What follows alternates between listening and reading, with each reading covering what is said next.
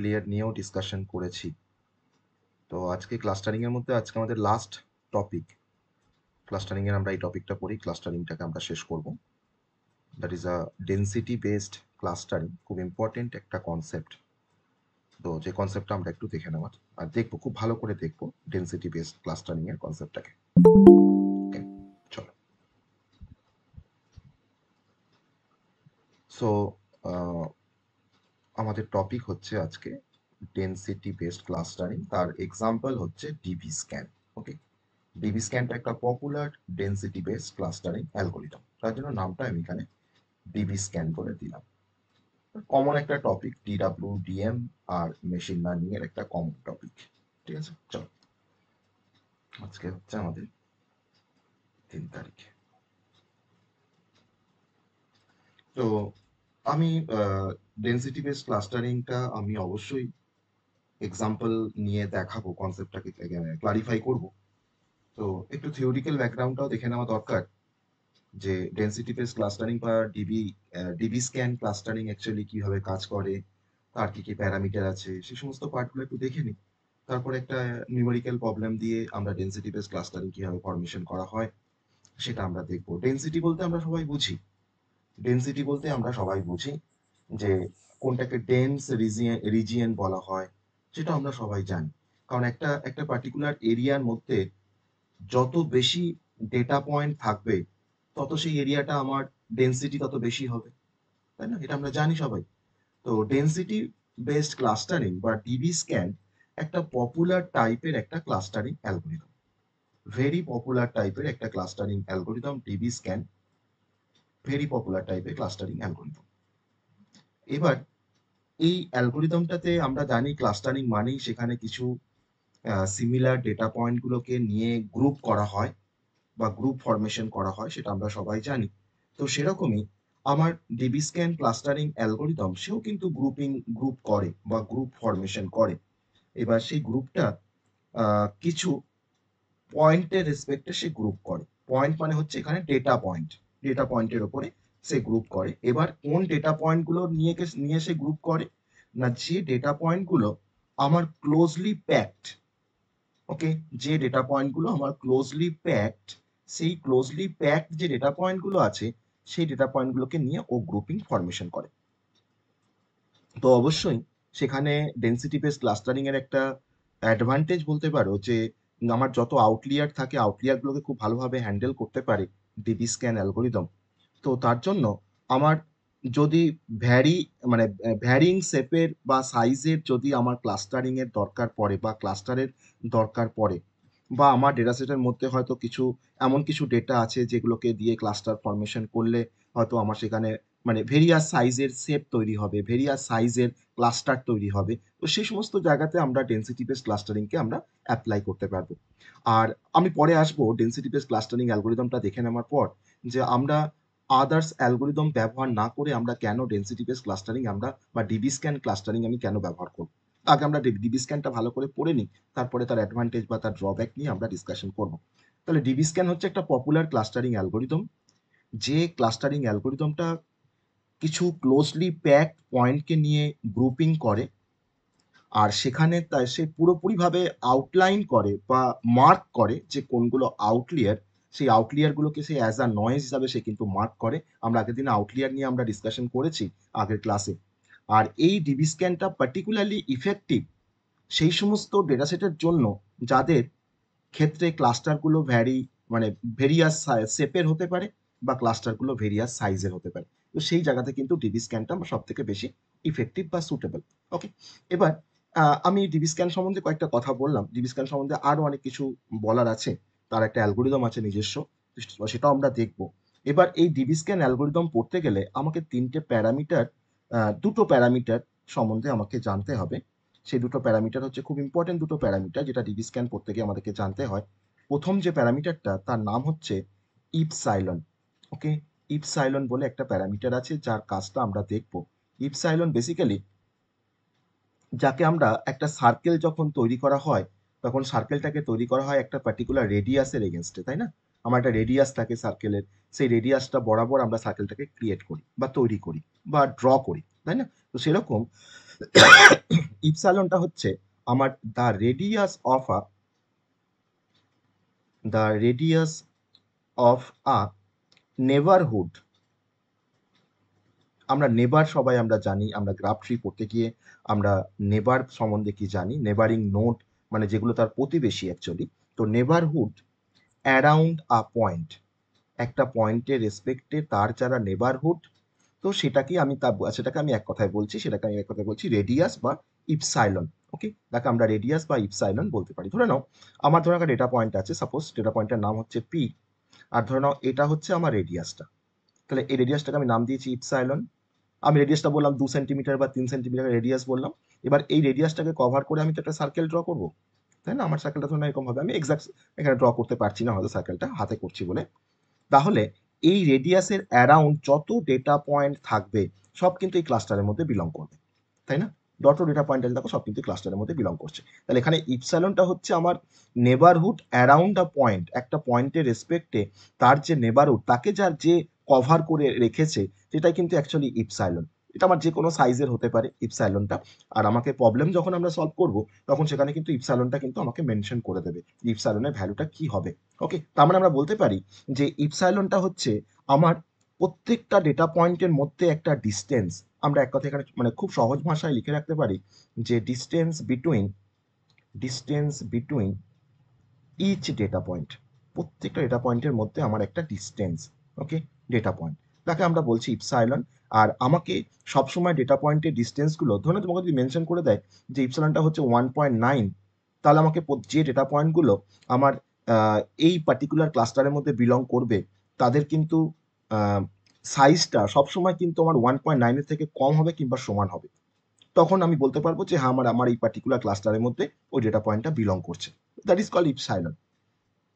এটা আমরা এক্সাম্পলে আরো ভালোভাবে বুঝতে পারবো যে ইপসাইলনটা অ্যাকচুয়ালি কি মিন করে। আর আরেকটা প্যারামিটার হচ্ছে, যে প্যারামিটারটার নাম হচ্ছে মিনিমাম পয়েন্টস। ওকে, মিনিমাম পয়েন্টস এর কিন্তু লেখার একটু স্টাইল আছে, কিরকম ভাবে তোমাকে লিখতে হবে না, মিনের এমটা হবে স্মলে আর পয়েন্টের পিটা হবে ক্যাপসে। ওকে, মিন পয়েন্টস, পিটিএস, মিন পয়েন্টস।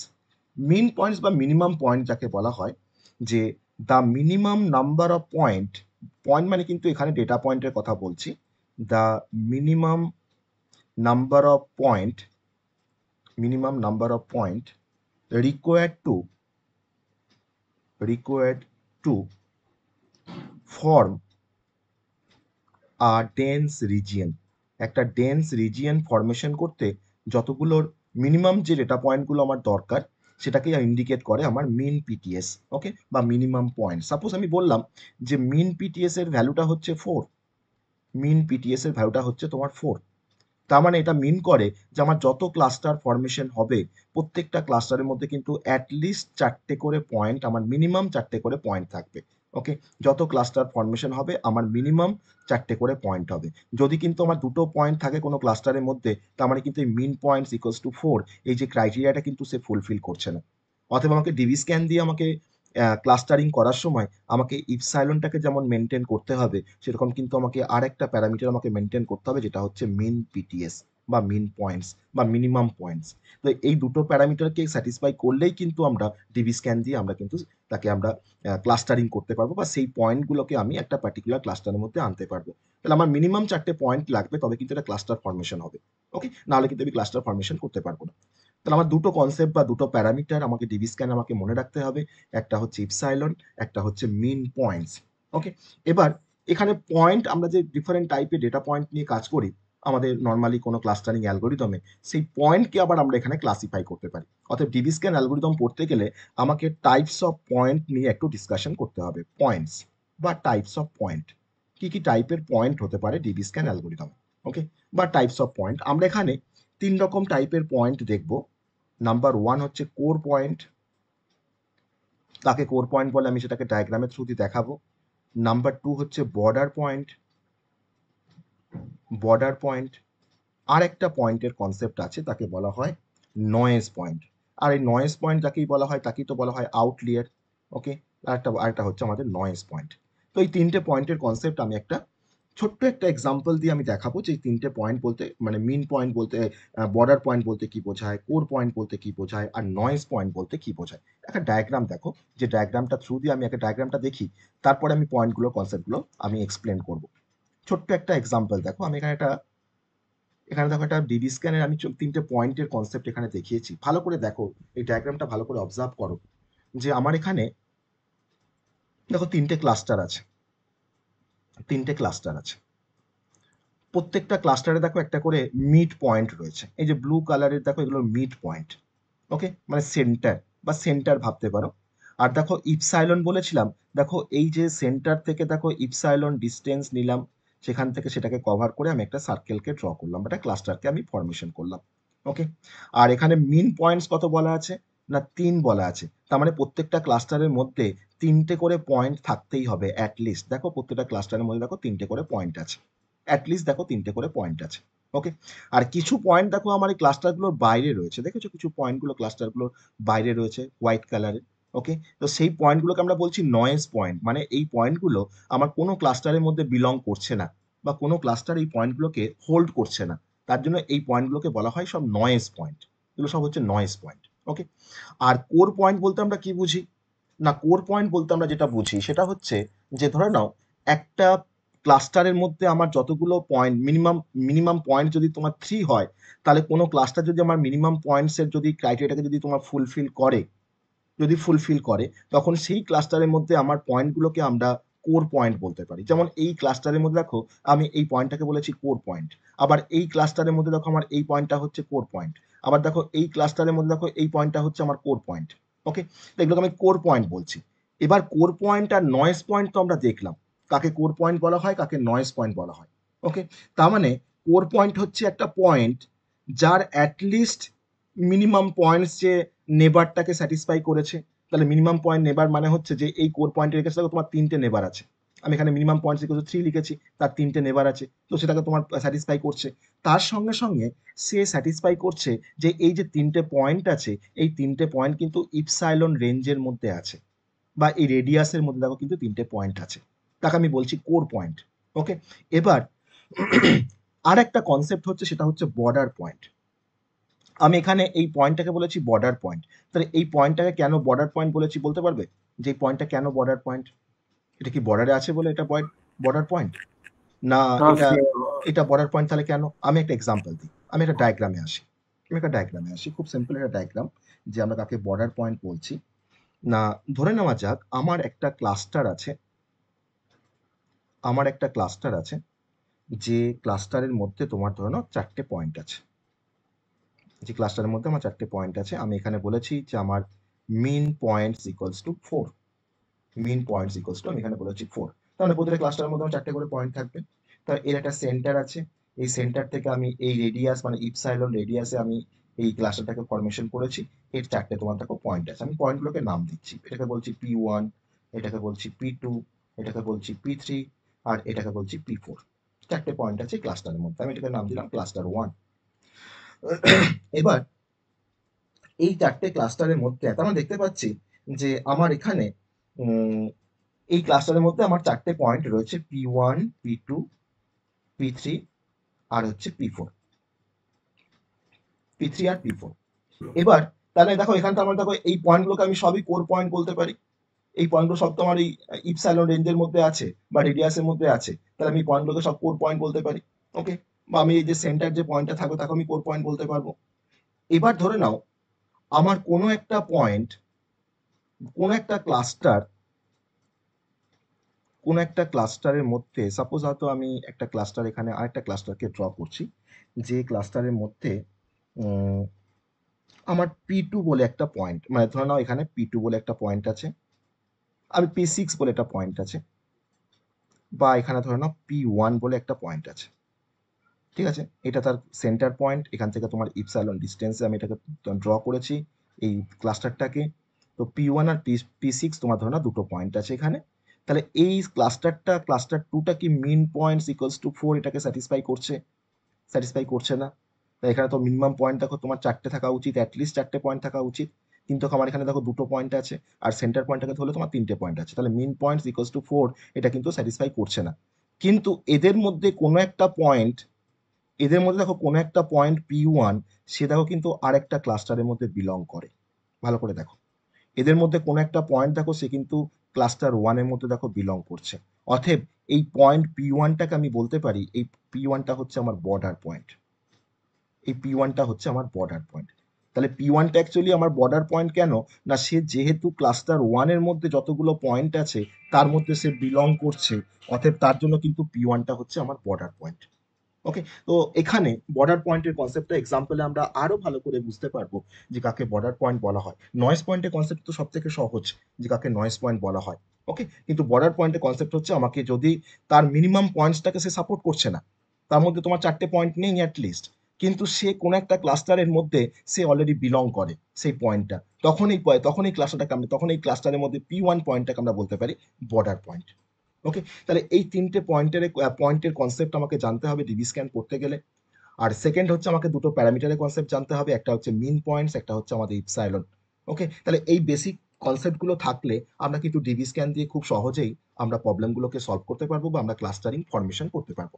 আর আমাকে যখন প্রবলেম যখন দেওয়া থাকবে তখন সেখানে আমাকে ইপসাইলনের ভ্যালু দেওয়া থাকবে, আমাকে সেখানে মিন পয়েন্টস এর ভ্যালু দেওয়া থাকবে যে প্রতিটা ক্লাস্টারের মধ্যে অ্যাটলিস্ট কতগুলো করে আমার পয়েন্ট থাকবে সেটাকে স্যাটিসফাই করতে হবে, তবে কিন্তু আমরা ক্লাস্টারিংটা করতে পারবো ডিবি স্ক্যান দিয়ে। ওকে, এবার ডিবি স্ক্যানে ক্লাস্টারিং প্রবলেমটা সলভ করে তারপরে আমি অ্যালগোরিদমটাকে বলার চেষ্টা করব। আগে আমরা প্রবলেমটাকে সলভ করব, তারপরে কিন্তু আমরা অ্যালগোরিদমটাকে তারপরে আমরা ডিসকাশন করব। তাহলে যদি আমি ডেফিনেশন বলতে চাই এই তিনটে পয়েন্টের মানে এগেনস্টে, আমি যদি প্রথমে তোমাকে বলি কোর পয়েন্টের ডেফিনেশন আমি একটু জাস্ট জাস্ট একটা একটা লাইন, সিঙ্গেল একটা লাইন, যে আ পয়েন্ট উইথ অ্যাট লিস্ট, ভালো করে ডেফিনেশনটা বুঝলেই তুমি কোর পয়েন্টের কনসেপ্টটা বুঝতে পারবে। With at least min points neighbour, at least min points neighbour, মানে তার মিন পয়েন্টস এর ভ্যালু আমার যা থাকবে ততগুলো তার নেবার থাকবে, নেবার্স উইদিন ইপসাইলন। এটা হচ্ছে কোর পয়েন্ট যেটা আমরা দেখলাম। নেক্সট হচ্ছে আমাদের বর্ডার পয়েন্ট। বর্ডার পয়েন্টের ডেফিনেশনটা এক লাইনে দেখবো আমরা। বর্ডার পয়েন্টটা হচ্ছে a point within epsilon of a core point, but with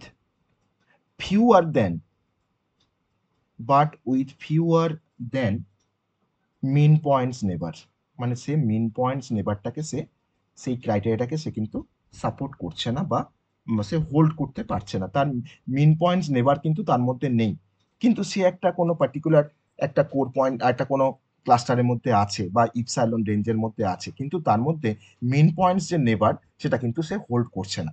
ওকে, আবার ধরে নাও, তাহলে এটাকে আমি বর্ডার পয়েন্ট বলছি, বর্ডার পয়েন্টটাকে অন্যভাবেও দেখানো যায়।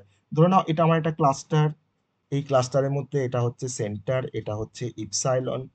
ওকে, আমার এখানে কিছু পয়েন্ট আছে, মিনিমাম পয়েন্ট আমি এখানে 4 বলেছি, যদি আমি 4 বলি তাহলে অ্যাটলিস্ট তার মধ্যে তোমার 4টে ডেটা পয়েন্ট আছে, আমি এখানে ধরলাম আমার মিন পয়েন্টসটা হচ্ছে 4, মিন পয়েন্টসটা হচ্ছে আমার এখানে 4। এবার ধরলাম এই 4টে যে তোমার ডেটা পয়েন্ট আছে, এবার তুমি ভাবো এই পয়েন্টটাকে যদি সেন্টার পয়েন্ট ধরে যদি আমি আরেকটা সার্কেলকে ড্র করি, সাপোজ ধরে নাও এই পয়েন্টটাকে সেন্টার ধরে আমি ধরুন এটাকে ইপসাইলন ধরলাম, এটা আমার ইপসাইলন, দিয়ে ধরুন আমি হয়তো আরেকটা সার্কেলকে এখানে ড্র করছি, ঠিক আছে, তার মধ্যে ধরে নাও আমার এখানে আর একটা পয়েন্ট আছে বা আর দুটো পয়েন্ট আছে, তাহলে এই ক্লাস্টারটা কি মিন পয়েন্টস ইকুয়ালস টু 4 এই ক্রাইটেরিয়াটাকে সে কি ফুলফিল করছে? না, আমার মিন পয়েন্টস আছে 4, তাহলে তখন এই পয়েন্টটাকে কিন্তু আমি এই ক্লাস্টারের এগেনস্টে কিন্তু এই পয়েন্টটাকে আমি বলতে পারি বর্ডার পয়েন্ট। কারণ দেখো বর্ডার পয়েন্টটা হচ্ছে এই পয়েন্ট উইদিন ইপসাইলন, দেখো এই ইপসাইলন রেঞ্জের মধ্যে কিন্তু পয়েন্টটা আছে। ওকে, পয়েন্টটা আছে of a core point, but with fewer than min points neighbour, কিন্তু এই ক্লাস্টারের মধ্যে দেখো তার কিন্তু fewer than min points neighbour রয়েছে, তাহলে আমার মিন পয়েন্টসের ভ্যালু কত? 4। তো fewer than min points neighbour মানে কি, তার থেকে কিছু কম আছে, দেখো 3টে নেভার আছে, তাহলে এই পয়েন্টটাকে তখন বলা হয় বর্ডার পয়েন্ট। তাহলে বর্ডার পয়েন্টটা কিন্তু এরকম ভাবেও দেখানো যায়। Okay, that is a concept of border point.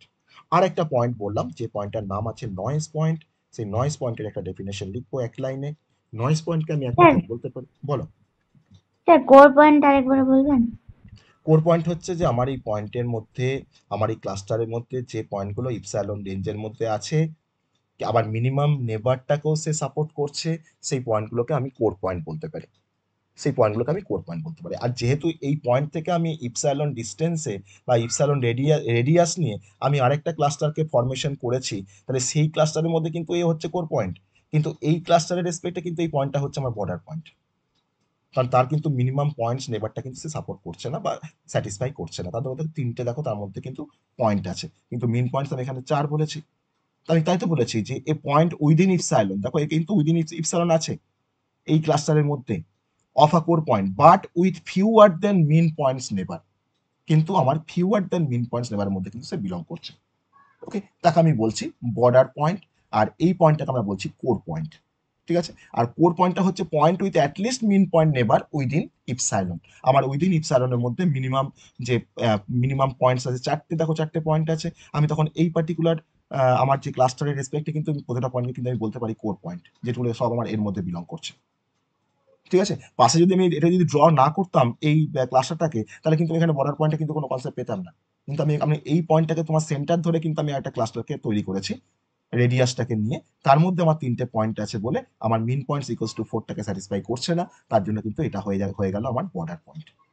ওকে, আরেকটা পয়েন্টের যেটা আমি ডেফিনেশনটা বলবো সেটা হচ্ছে নয়েজ পয়েন্ট। নয়েজ পয়েন্ট হচ্ছে a point that is neither a core নর আ বর্ডার পয়েন্ট। যে পয়েন্টটা আমার, সে নাইদার কোর পয়েন্ট বা নাইদার বর্ডার পয়েন্ট। ওকে, সে কোর পয়েন্টও নয়, বর্ডার পয়েন্টও নয়, তখন সেই পয়েন্টটাকে আমরা বলছি নয়েজ পয়েন্ট। তো নয়েজ পয়েন্ট তো আমরা অলরেডি দেখেছি কেমন দেখতে হয় নয়েজ পয়েন্ট। নয়েজ পয়েন্টের কনসেপ্ট কিন্তু আমরা সেভাবে কিন্তু ওখানে দেখিয়েছি। ঠিক আছে, তাহলে আমি এখানে এই পয়েন্টের আমি আরেকটা ডায়াগ্রাম দেখাই, এই পয়েন্ট দিয়ে আমি আরেকটা ডায়াগ্রাম দেখাই। স্যার এর আগে যে ডায়াগ্রামটা দেখিয়েছিলেন ওটা আরেকবার দেখাবেন? এই ডায়াগ্রামটা, এটা বলছো? না স্যার, পিকচারে আরেকটা দেখেছিলেন।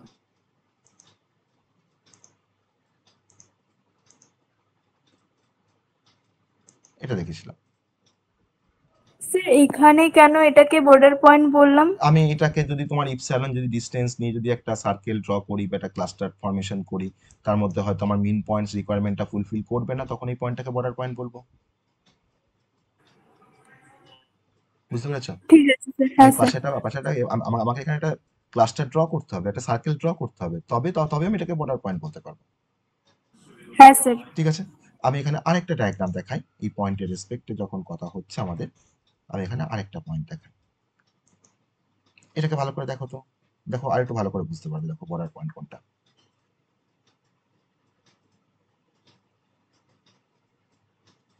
ঠিক আছে, এটা দেখো কোর পয়েন্ট বলেছি, আর এই পয়েন্টটাকে দেখো বলছে বর্ডার পয়েন্ট। ঠিক আছে, তুমি বিভিন্ন ভাবে কিন্তু বর্ডার পয়েন্টটাকে, তোমার এখানে দেখো ইপসাইলন বলে দেওয়া, দেখো 1 সেন্টিমিটার, আর দেখো মিন পয়েন্টস বলে দেওয়া আছে 5, তাহলে এই ক্লাস্টারটা কিন্তু মিন পয়েন্টস রিকোয়ারমেন্টটাকে কিন্তু ফুলফিল করছে না, মিন পয়েন্টস কিন্তু ফুলফিল না করছে না। তো। কিন্তু দেখো এই ক্লাস্টারের মধ্যে আমার দেখো 5টা পয়েন্ট কিন্তু আছে, ভালো করে দেখো, এই একটা পয়েন্ট, এই একটা পয়েন্ট, এই একটা পয়েন্ট, এই একটা পয়েন্ট, এই একটা পয়েন্ট।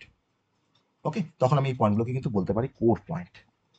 ঠিক আছে, আর যেটা স্যার আমার একবারে তো বাইরে স্যার, সেটা আউটলিয়ার। স্যার তো আপনার মানে এটা আপনার মানে বলের রয়েছে না, মানে আই মিন মানে ক্লাসের মাথায় মাথায় তো রয়েছে। হ্যাঁ, থাক না, আমি তো তোমাকে দুরকম ভাবে দেখালাম বর্ডার পয়েন্টের কনসেপ্টটা। ঠিক আছে, দুরকম ভাবে আমরা বলতে পারি বর্ডার পয়েন্টের কনসেপ্টটা। আমার মিন পয়েন্টস ইকুয়ালস টু 5 কি স্যাটিসফাই করছে, মিন পয়েন্টস ইকুয়ালস টু 5 কি স্যার স্যাটিসফাই করছে এখানে তো ক্লাস্টারটা?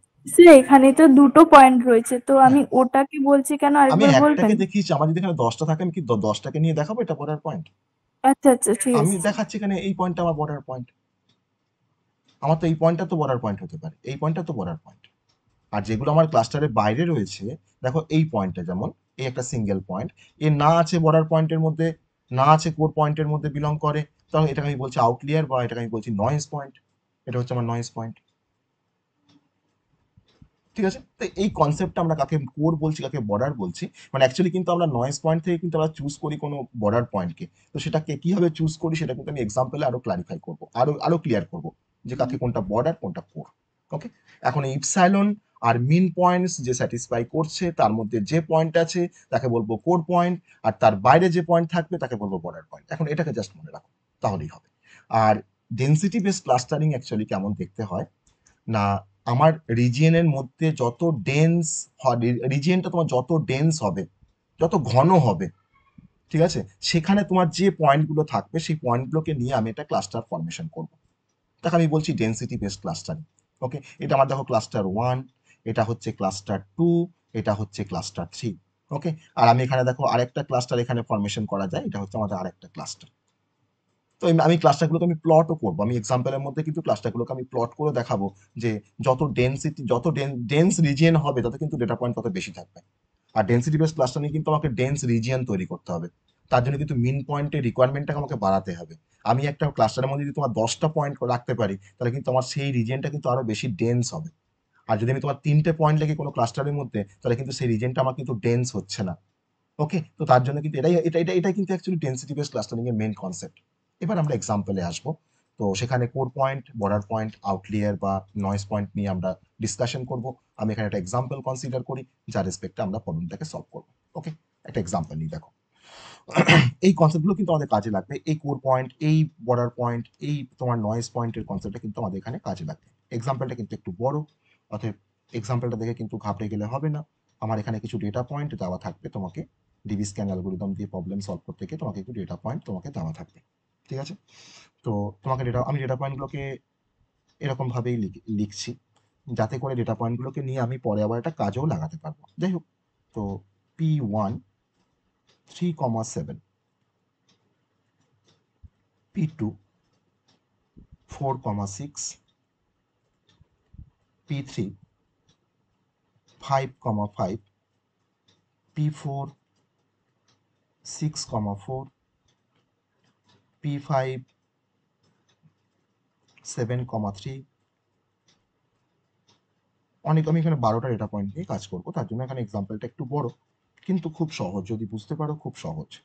P7 7,2, আর P8 8,4, P9 3,3,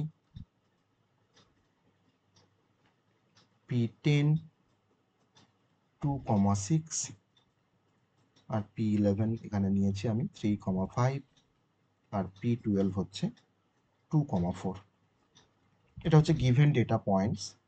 ডেটা পয়েন্টগুলো তোমাকে দেওয়া আছে। এবার তোমাকে বলেছে যে apply DB scan algorithm,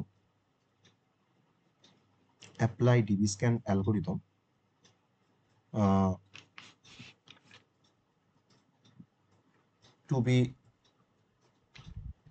given data point. এই ডেটা পয়েন্টগুলোর উপরে তোমাকে ডিবি স্ক্যান অ্যালগোরিদমটাকে তোমাকে অ্যাপ্লাই করতে বলেছে। Data points and create a clusters with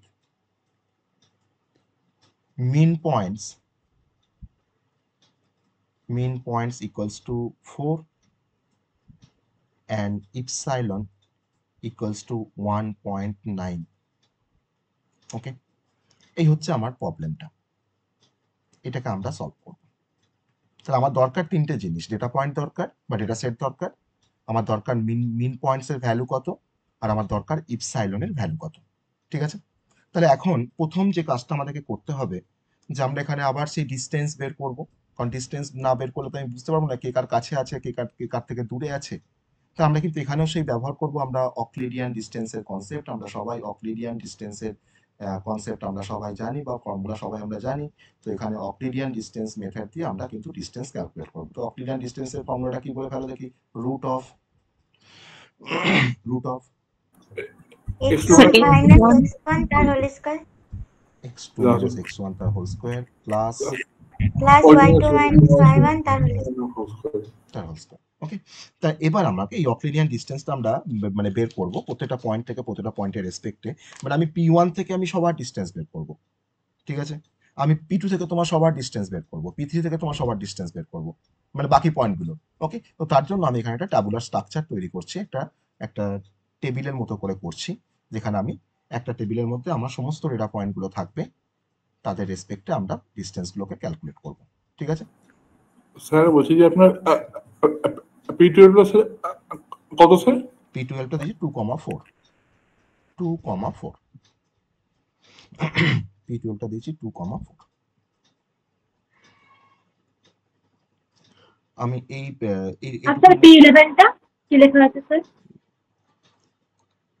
P11টা দিয়েছি 3,5 3,5। Okay sir. ওকে,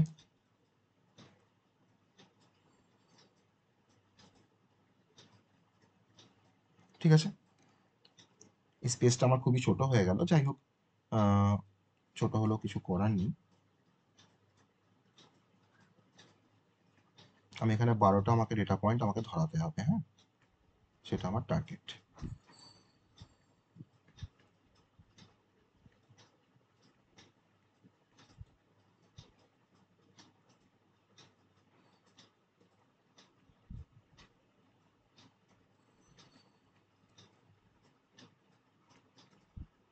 ঠিক আছে, খুবই ছোট হয়ে গেল, যাই হোক কিছু করার নেই আমার। আমি এবার এখানে প্রত্যেকটা ডেটা পয়েন্ট আমি এখানে লিখবো। আমি এখানে আবার 12টা ডেটা পয়েন্ট লিখবো, P1 P2 P3 P4 P5 P6, তুমি করে 12টা ডেটা পয়েন্ট আমি লিখে দেবো। P8 P9 P10 P11 আর হচ্ছে P12। ঠিক আছে,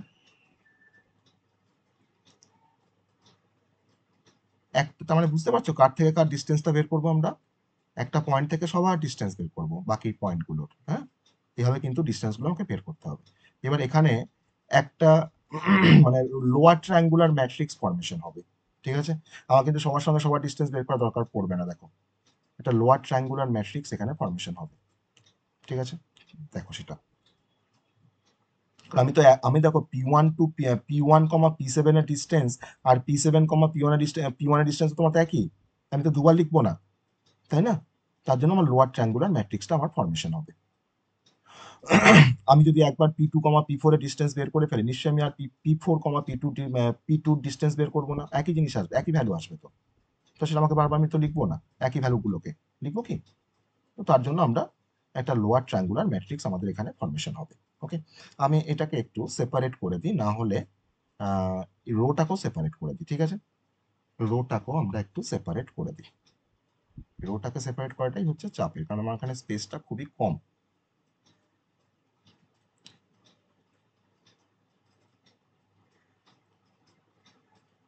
তোমরা খাতায় যখন করবে এটাকে ল্যান্ডস্কেপে করবে, হ্যাঁ। আর এই ডিবি স্ক্যান অ্যালগরিদমের অনেক অ্যাপ্লিকেশন আছে, সেটা আমরা আসবো, অ্যাপ্লিকেশন নিয়ে আমরা ডিসকাশন করবো সবার লাস্টে। অ্যাডভান্টেজ, তার ড্রব্যাক, তার অ্যাপ্লিকেশন সব কিছুই আমরা দেখবো। আর এই ডিবি স্ক্যানকে আমরা ইমপ্লিমেন্ট করতে পারি পাইথন দিয়ে খুব সহজে। 10 লাইনের কোড লিখে আমরা ডিবি স্ক্যানকে ইমপ্লিমেন্ট করতে পারি, জাস্ট 10 লাইনের কোড, ওকে, পাইথনে। যেটা কিন্তু যারা মেশিন লার্নিং এর উপরে যারা অ্যাপ্লিকেশন বেসড মেশিন লার্নিং শেখে, তাদের ক্ষেত্রে কিন্তু এই ডিবি স্ক্যানগুলো তাদেরকে ইমপ্লিমেন্ট করতে হয়, হ্যাঁ। আর সেখানে ইমপ্লিমেন্ট করার জন্য আমাকে পাইথন প্রোগ্রামিং এ একটা ডেটা সেটকে আমাকে এন্টার করতে হবে, তারপরে ডিবি স্ক্যান অ্যালগরিদমটাকে আমরা অ্যাপ্লাই করবো। দেন সে আমাকে কিন্তু ক্লাস্টার ফরমেশন করে কোন ক্লাস্টারের মধ্যে কোন ডেটা পয়েন্টগুলো আছে সে আমাকে বলে দেবে। তো এটাই হচ্ছে প্রোগ্রামিং এর কনসেপ্টটা। এবার সেখানে ডিফারেন্ট মডিউল ব্যবহার করা হয় পাইথনে, হ্যাঁ, এই ডেটাগুলোকে নিয়ে কাজ করার জন্য বা ডিবি স্ক্যানটাকে অ্যাপ্লাই করার জন্য। সেটা তোমাদের নেই, প্র্যাকটিক্যাল পোর্শন তোমাদের নেই। যারা মেশিন লার্নিং নিয়ে যারা রিসার্চের কাজ করে তারা কিন্তু বেসিক্যালি তাদেরকে প্র্যাকটিক্যালটা করতে হয়। আর এখন কিন্তু ফিউচার হচ্ছে ডেটা মাইনিং আর হচ্ছে তোমার মেশিন লার্নিং, এটাই কিন্তু এখন ফিউচার। ওকে, অতএব কিন্তু মেশিন লার্নিং, ডেটা মাইনিং তোমাকে শিখতেই হবে। যদি ভাবো কম্পিউটার সায়েন্স ডোমেনে থাকবে, তাহলে কিন্তু তোমাকে শিখতেই হবে মেশিন লার্নিং আর ডেটা মাইনিং। এবার আমি এখানে চাইলে আমি পয়েন্টগুলোকে এখানে মেনশন করে দিতে পারি। P1 পয়েন্টটা কত, 3,7, তাহলে আমাদের সুবিধা হবে। P2 পয়েন্টটা কত না 4,6, P3 পয়েন্ট কত না 5,5, P4 পয়েন্টটা বলেছিলাম 6,4, আর 7,3 P5, P6 বলেছিলাম 6,2, P7 7,2, P8 8,4, P9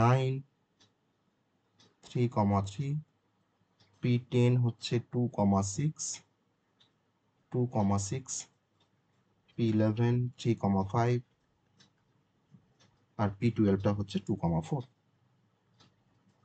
2,4।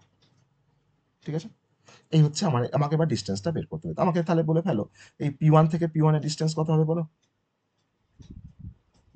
P1 থেকে 0 P1 হবে। 0 হবে। আবার দেখো P2 থেকে দেখো P2 ডিস্টেন্স কত হবে? 0 হবে। P3 থেকে P3 ডিস্টেন্স কত হবে? 0 হবে। P4 থেকে P4 এর ডিস্টেন্স কত হবে? 0 হবে। P5 থেকে P5 এর ডিস্টেন্স কত হবে? 0 হবে। P6 থেকে P6 এর ডিস্টেন্স 0 হবে। আমি এখানে ফার্স্টে যেগুলো 0 হচ্ছে সেগুলোকে বসিয়ে নিচ্ছি, ঠিক আছে? P8 থেকে P8 এর ডিস্টেন্স 0 হবে। P9 থেকে P9 এর ডিস্টেন্স 0 হবে। P10 থেকে P10 এর ডিস্টেন্স 0 হবে। P11 থেকে P11 এর ডিস্টেন্সটা 0 হবে, তাই না? আর P12 থেকে P12 এর ডিস্টেন্স দেখো 0 হবে। আমার কিন্তু এই উপরের পোর্শনগুলো কিন্তু কোনো ভ্যালু থাকবে না, হ্যাঁ, জিরোর উপরের পোর্শনগুলোকে। আমার কিন্তু এই নিচের পোর্শনগুলোতে ভ্যালু থাকবে। তাহলে কিন্তু আমি সবার ডিস্টেন্স পেয়ে যাবো, ঠিক আছে? এবার দেখো আমি কেন P1 থেকে P2 ডিস্টেন্স বের করলাম না? কারণ দেখো আমি এর পরেই তো আমি P2 থেকে P1 এর ডিস্টেন্স বের করবো। তার মানে তো P1 এর সাথে P1, P2 আর P2, P1 তো একই। তার জন্য কিন্তু এই পোর্শনগুলো আমাকে আর বের করতেই হবে না। বোঝা গেল? তাহলে এবার বলো আমাকে P2 থেকে P1 এর ডিস্টেন্স বের করবো। P2 থেকে P1, P2 বলা আছে 4,6 আর P1 বলা আছে 3,7। কত আসবে? সব কিন্তু ফ্র্যাকশনে আসবে, হ্যাঁ, সব ফ্র্যাকশনে আসবে। একটা ক্যালকুলেশনটা জাস্ট আমরা দেখে নিই। আমরা বহুবার আমরা অক্লিডিয়ান ডিস্টেন্স দিয়ে ডিস্টেন্স দেখেছি। কত আসবে বলো? কত আসবে? P2 ভার্সেস P1 ডিস্টেন্স বের করলে কত আসবে? 4 - 3 এর হোল স্কোয়ার প্লাস 6 - 7 এর হোল স্কোয়ার, ঠিক আছে, তার রুট। হ্যাঁ, তাহলে কত আসবে? স্যার √2। রুটটাকে ক্যালকুলেট করো। রুটটা আমি তো ওখানে লিখবো না, আমাকে তো একটা ভ্যালু আনতে হবে। 1.41। 1.41। বেশ, তাহলে আমরা বের করতে পারছি।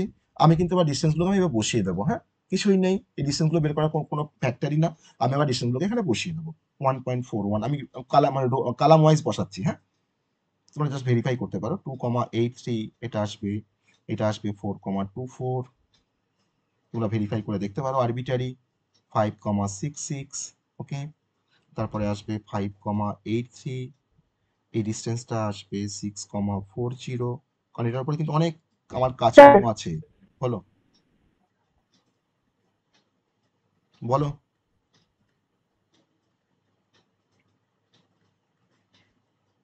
বলো, শুনছি তো। আপার ট্রায়াঙ্গেল কেন ক্যালকুলেট করলেন আমি জিজ্ঞাসা করছি।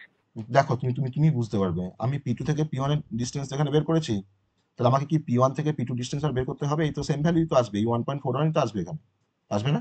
আমি যেখানে ডিস্টেন্স বের করতাম কি আসতো? হ্যাঁ 1.41 তো আসতো। তার জন্য করবো না, সেটাই তো বললাম আমি, ঠিক আছে, সেটাই তো বললাম। দেন আর আচ্ছা করবো না আচ্ছা আমি, আচ্ছা দুবার কেন করবো, তাই না? একবারই ক্যালকুলেট করবো। হ্যাঁ আমি রেসপেক্টিভলি ভ্যালুগুলোকে আমরা বসাচ্ছি। P2 তার দেখো এটা আসবে 1.41, এটা আসবে 2.83। এটা কিন্তু একটা বড় একটা মানে কাজ, হ্যাঁ, খুব লেন্দি একটা টাস্ক হচ্ছে এই টাস্কটা, খুব লেন্দি একটা টাস্ক। 4.47। আর এরকম প্রবলেম আসলে পরীক্ষা যদি তোমাকে কিন্তু অল্প কিছু ডেটা সেট দিয়ে তোমাকে প্রবলেমটা দেবে, তোমাকে এত বড় দেবে না। আমি সবসময় বড় প্রবলেম নিয়ে ট্রাই করি, কেন? যাতে করে ছোটখাটো কোনো প্রবলেমকে করতে আমাদের কোনো সমস্যাই না হয়। তার জন্য কিন্তু আমি সবসময় বড় কিছু ডেটা সেটকে নিয়ে আমি কাজ করার চেষ্টা করি। 3.16, 2.00, 1.41, এগুলো কিন্তু সবাই দেখে কিন্তু বুঝতে হবে, এই পয়েন্টগুলো কিন্তু ভালো করে দেখে রাখো। 2.83, ওকে। তারপরে দেখো আমি P3 এর জন্য পয়েন্টগুলোকে লিখবো। P3 এর জন্য পয়েন্টগুলোকে লিখবো, এটা আসবে 1.41, 1.41, এটা আসবে 2.83, তো সেলগুলো এত ছোট হয়ে গেছে। 3.16, এটাও 3.61, এই পয়েন্টটা আসবে 3.16, এরপর 3.61 করেছি, এটাও আসবে 3.16,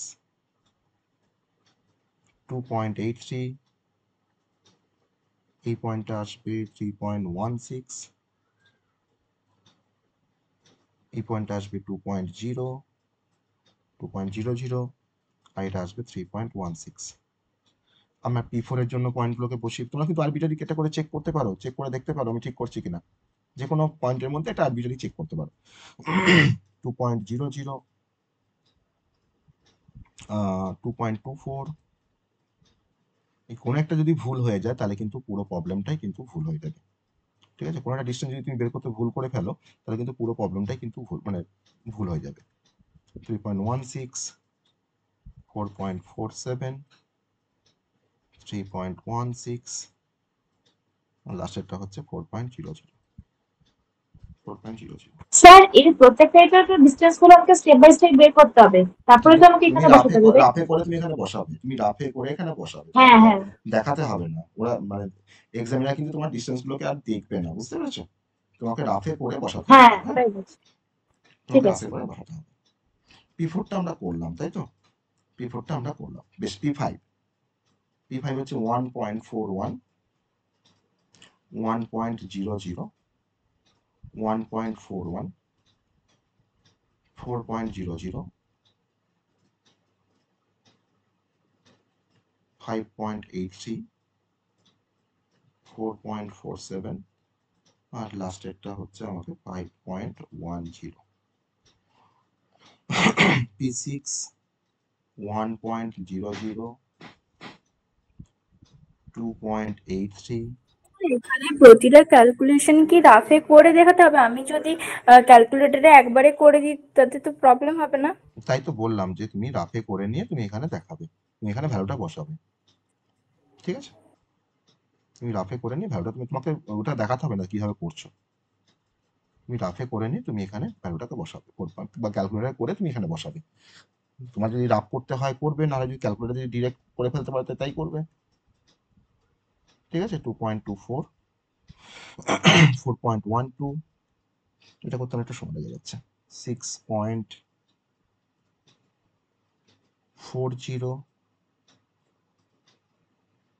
5.00, আর 5.39। অনেকটা শেষ দিকে চলে এসেছি অলরেডি। 5.10, 6.32, 5.10, আর 6.00, 3.16, 2.00, 1.41। এখানে দুটো পয়েন্ট আছে, 1.41, 2.00, এখানে আছে 1.41, আর এটা তোমার 0 আছে, লাস্টেরটা এটা তো 0ই আছে। আমার কিন্তু কমপ্লিট ডিস্টেন্স বের করা, কিন্তু আমার কমপ্লিট। এর পরবর্তী কাজটা আমাকে এবার করবো আমরা। ঠিক আছে, এই পর্যন্ত আমরা সবাই বুঝতে পেরেছি। আমরা ফার্স্টে প্রতিটা পয়েন্ট থেকে প্রতিটা পয়েন্টের ডিস্টেন্সটা ফার্স্টে বের করে নিলাম।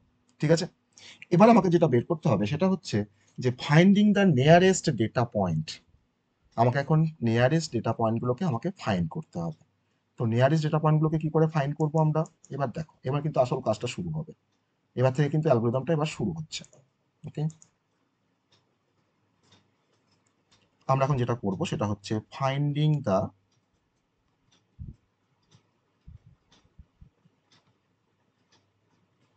Nearest data point. প্রত্যেকটা পয়েন্টের এগেনস্টে তার নিয়ারেস্ট কোনগুলো সেগুলোকে বের করবো। মানে P1 এর নিয়ারেস্ট কারা আছে, P2 নিয়ারেস্ট কারা আছে, P3 নিয়ারেস্ট কারা আছে, P4 এর নিয়ারেস্ট, প্রত্যেকটা পয়েন্টের নিয়ারেস্ট কারা আছে বা নেবার কারা, ওকে সেগুলোকে আমরা বের করব। প্রথমে আমরা P1 এর নিয়ারেস্ট কারা আছে সেটাকে আমরা একটু বের করব। আমি একটু অন্য কালার যদি এখানে ব্যবহার করি তাহলে সেটা হাইলাইট করতে আমাদের সুবিধা হবে। আমি ফার্স্টে P1 এর নিয়ারেস্ট কারা আছে সেটাকে আমরা একটু বের করব। আমাকে বলতে পারবে P1 এর নিয়ারেস্ট কারা আছে?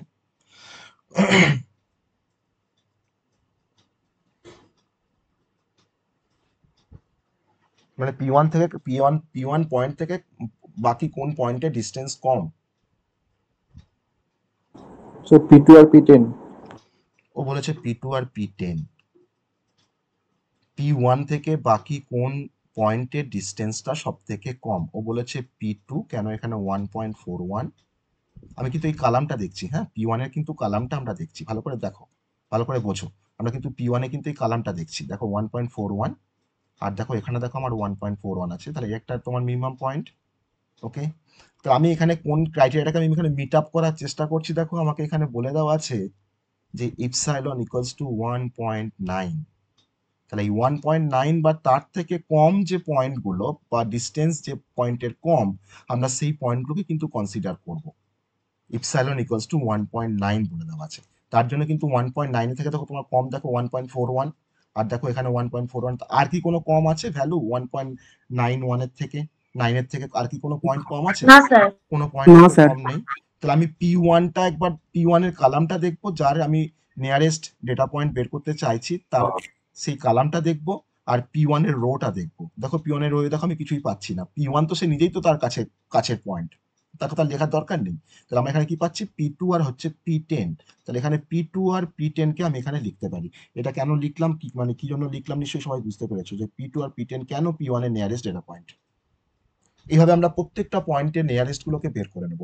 আমি যে পয়েন্টের নিয়ারেস্ট ডেটা পয়েন্ট বের করতে যাব, সেই পয়েন্টটা আমার কোন রোতে আছে রোটাকে দেখবো, আর কোন কালামে আছে সেই কালামটাকে দেখবো। যে সেখানে দেখবো যে 1.9 এর থেকে কোন ভ্যালুগুলো কম আছে, আমি সেই পয়েন্টগুলোকে নেব। ওকে, এটা হচ্ছে কনসেপ্ট, এইভাবে আমরা বের করি। ঠিক আছে, এবার P2 ডেটা পয়েন্ট বলো, P2 নিয়ারেস্ট ডেটা পয়েন্ট কোনগুলো হবে? P3 আর P3 আর P11 P11, বলো বলো বলো। P3 P3 আর P11, P3 আর P11। তোমরা ভুল বলনি, আর একটা কি আছে দেখো তো। আমি বলেছি রো দেখতে আর কালাম দেখতে, ভালো করে বুঝবে। আমি তোমাকে বলেছি রো দেখতে আর কালাম দেখতে। স্যার P2 তো হবে, ওটা তো 0 আছে। জিরোটা P2 তো আমি লিখেইছি, P2 তো আমার 0 আছে, তো P2 তো লিখেইছি, এই তো P2 লিখেছি, P2 তো আছেই। মানে P1 ও তো হবে। P1 ও তো হবে, এক্স্যাক্টলি P1 ও তো হবে। কেন? তুমি P2 যখন রো দেখো, তোমার দেখো P2 রো এর দেখো, তোমার দেখো 1.41 আছে না এই রোতে? সেই 1.41টা কার ভ্যালু? P1 এর ভ্যালু, অর্থাৎ P1টাও হবে। ঠিক আছে, আমি যে পয়েন্ট, আমি আবার বলছি, যে ডেটা পয়েন্টের আমি নিয়ারেস্ট ডেটা পয়েন্ট বের করতে যাব, আমি সেই পয়েন্টের রো দেখবো আর কালাম দেখবো, যে দেখবো সেখানে 1.9 এর থেকে কোন ভ্যালুগুলো কম আছে, তার পয়েন্টটাকে ফেচ করবো। ওকে, এটা হচ্ছে কনসেপ্ট। স্যার। হ্যাঁ, স্যার তাহলে টোটালটা দেখবো, মানে যেটার সাথে শুধু ডিস্টেন্স বার করছিস মানে সেটা দেখবো না, টোটালটা দেখবো, টোটাল রো আর তাই তো কালামের বললাম, মধ্যে যে তাই তো ততগুলো বললাম, আছে। সেই হুম, পয়েন্টের আচ্ছা রিগার্ডিং আচ্ছা। রো, তার সেই পয়েন্টের রেসপেক্টিভ কালাম, হ্যাঁ, সেটাই তো বললাম, আচ্ছা। তাই না? তাহলে এবার হ্যাঁ তোমরা স্যার, আমাকে হ্যাঁ। বলো P3 জন্য কি আসবে data point, nearest data point কি আসবে, ভালো করে অবজার্ভ করে বলবে। P3 তার রো দেখবে আর কালাম দেখবে।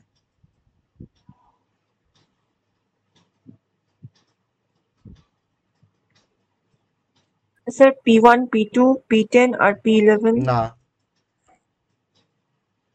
স্যার P2 আর P4। এক্স্যাক্টলি P2 আর P4, P2 আর P4। কেন বললো P2? তুমি P3 কে দেখো, তুমি P3 ফার্স্টে কালামটাকে দেখো, দেখো 1.41, তাই না? আর দেখো তোমার 1.9 থেকে কেউ ছোট আছে? নেই। আমি বলেছি তোমাকে P3 তুমি কালাম দেখলাম, আমি এবার রোটা দেখবো, P3 রো দেখবো, P3 রো দেখছি, দেখো দেখো পাচ্ছি 1.41। তাই এটা এই 1.41টা কার ভ্যালু? P2 র ভ্যালু, বলে P2 আসলো। আর এই 1.41টা কার ভ্যালু? তাই না, আমি তো P3 রেসপেক্টে করছি, তো P4 এর ভ্যালু, দেখো P4 পাচ্ছি। ঠিক আছে, তাহলে তার জন্য P2 P4। এবার বলো তো P4 এর নিয়ারেস্ট ডেটা পয়েন্ট কারা হবে? P4 এর ভালো করে বুঝে বলবে। P4 স্যার ও কেন হলো আরেকবার বলবেন? হুম P2 কেন হলো আরেকবার বলবেন? তুমি P3 রো দেখো, P3 রো দেখো, P3 রোতে তুমি কি পাচ্ছ? এটা পাচ্ছ না, 1.41 পাচ্ছ না? পাচ্ছ তো? এই 1.41টা কার ভ্যালু? কার ভ্যালু এটা? P2। P2 র ভ্যালু তো, বলে P2 লিখেছি। আর তুমি P3 কালাম দেখো, এই তো 1.41 পেয়েছো, এটা কার ভ্যালু? P4 এর ভ্যালু, তাই তো? আমি তো P3টাকে তুমি লিখতে পারি না, আমি তো P3 তো লিখে দিয়েছি। তাই এটা কার ভ্যালু? P4 এর ভ্যালু, তার জন্য P2, P4 লিখেছি। এবার P4 এর বলো। স্যার বলছি এটা P4, P4 এর আগে সাথে যেটা স্যার আগে যেটা P2 বললেন ওটা P3 হবে না? কোনটা P2 করলাম P3 হবে না, বুঝলাম না। মানে P2 যেটা বললেন, P3 যেটা P3-তে P2 আর P4 পাওয়া গেল, হ্যাঁ তো যেটা P2 এর ভ্যালু বলছেন হ্যাঁ, ওটা P3 হবে না? তো এই তো P1 P3 P11 তো করেছি তো, এই তো P1 P3 P11 তো করেছি।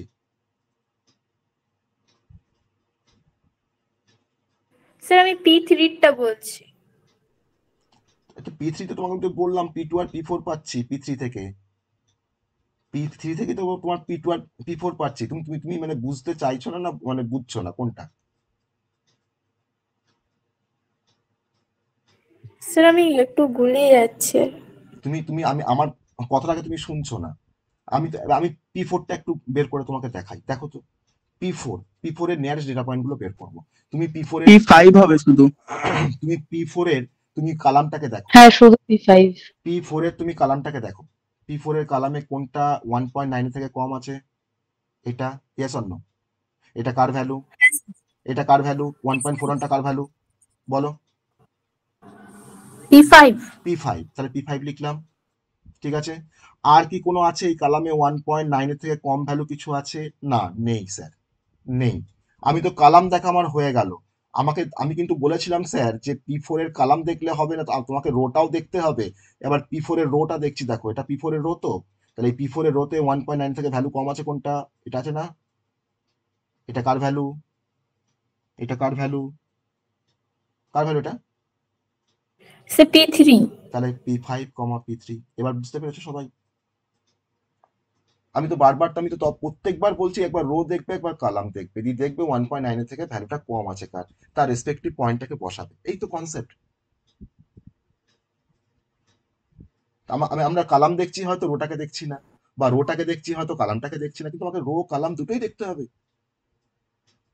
এবার P5টা আমাকে তার মানে এই কনসেপ্ট দিয়ে আমাকে বলে ফেলা দেখি, P5 এর নিয়ারেস্ট ডেটা পয়েন্ট কোনগুলো কোনগুলো আছে? P5 ভালো করে বুঝে বলবে, অনেকগুলো আছে কিন্তু। P5 স্যার P6, P7 আর P8। একটু ভালো করে দেখতে বলেছি। P6, P7, P8 আছে, এটা আমি এগ্রি করছি তোমার সাথে, আছে, ঠিক আছে। P6, P7, P8 আছে, ভেরি গুড। আর একটা আছে, দেখো তো, তুমি তো কালাম দেখেছো। P11 না P4। P4, P4, P5 এর তুমি রোটাকে দেখো, এই তো 1.41 জল জল করছে, সেটা কার ভ্যালু? P4 এর ভ্যালু। তাহলে P4টা আমার হবে না? ঠিক আছে, এবার P6টা বলে ফেলা দেখি এইভাবে। P6টা বলে ফেলো দেখি। রো কালাম দুটোকে দেখেই আমাকে বলো, একটা দেখে আমাকে ইনকমপ্লিট বলো না। রো দেখবে, কালাম দেখবে, যে কি আছে সেটা আমাকে বলবে পয়েন্টটা। P6 বলো দেখি। P6 এর রো দেখো, কালাম। P5, P7। Very good, P5, P7, very good. P7 এর বলো, P7 এর বলো, ওই একই রকম ভাবে P7 এর বলো।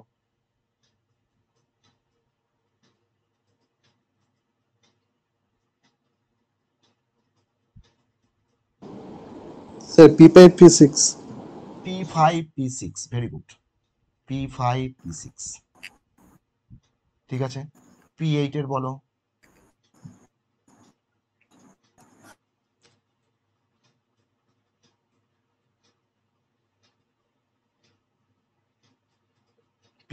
P8 এর কালাম থেকে কিছু পাচ্ছ P8 এ না? কিছু নেই তো। কিছু নেই, ভালো করে দেখো, কালাম দেখলে হবে না, রোটাও দেখতে হবে তো। আর কতবার বলবো যে রো স্যার কালাম? P5 আছে তো।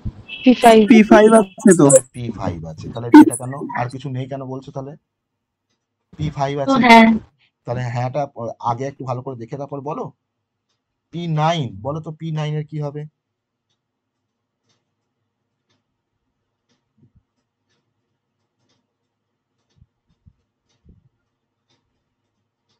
P9 এর কি হবে? P12। P12, তাহলে এত এত বলতে সময় আছে কেন? P9 কালাম দেখছি স্যার, এই যে 1.41, তাহলে 1.41টা কার ভ্যালু? P12 এর ভ্যালু, তাহলে P12 আমার কালাম থেকে এটা পেলাম। আর P9 এর যে রো আছে, দেখো সবাই দেখো তোমার 1.9 থেকে বড়, দেখো তো, দেখো সবাই দেখো বড়, তাই না? তাহলে P9টা আমি P12 পাচ্ছি। P10, P10টা বলো আমাকে কি আসবে? P10টা বলো। P11। P1, P11, এই তো বলতে পারছো। তাহলে এবার P11টা বলো, P11টা বলো।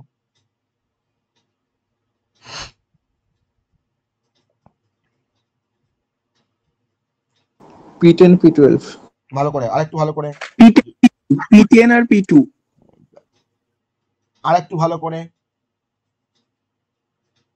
P10, P2, P11, P12। Exactly, P2, P12 ও হবে। P10, P12, তাই না? কমপ্লিট করতে হবে অ্যান্সারটা।